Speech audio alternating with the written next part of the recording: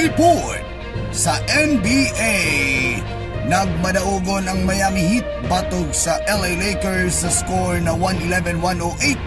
Human nga gituyog si Piat ni Morris ug pasa aron di gid makapas ang Lakers tungod kay si Jimmy Butler miluhod, miyukbo og nagpakiluoy kay LeBron James.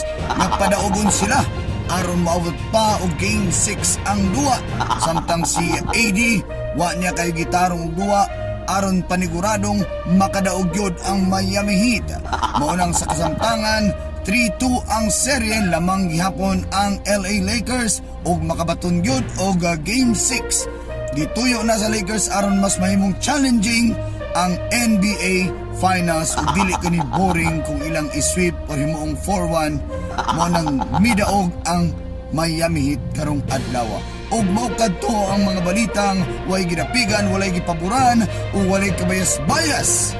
Mao kadto atong Flash Report. Kini si Idol Dagon. Back to you.